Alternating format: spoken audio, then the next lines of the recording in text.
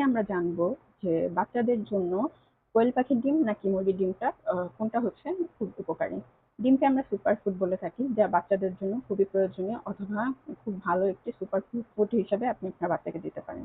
তাহলে আজকে আমরা জেনে নিব যে আসলে বাচ্চাদেরকে কোয়েল পাখির ডিম দিলে ভালো হবে নাকি মুরগির ডিম দিলে ভালো হবে, কোনটা আসলে বাচ্চাদের জন্য বাচ্চাদেরকে আপনি আসলে কোন ডিমটা দিবেন। দেখুন, দুটো ডিমেরই পরিমাণে অথবা যদি ভিটামিনের দিক দিয়ে বলি, দুটাই খুব পুষ্টিকর এবং দুটাই খুব প্রয়োজনীয় একটা খাবার।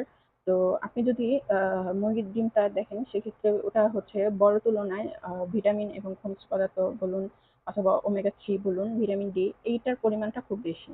তো এখন হচ্ছে কোয়েল পাখির ডিমে যে নেই তা না, কোয়েল পাখির ডিমেও প্রচুর পরিমাণে আয়রন, ফসফরাস, ভিটামিন ডি এগুলো রয়েছে।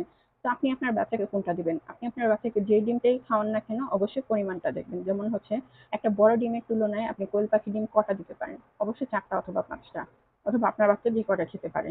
তবে পরিমাণটা ঠিক রেখে আপনি যেকোনো ডিমই আপনার বাচ্চাকে আপনি দিতে পারেন। অবশ্যই ডিম একটা সুপার ফুড।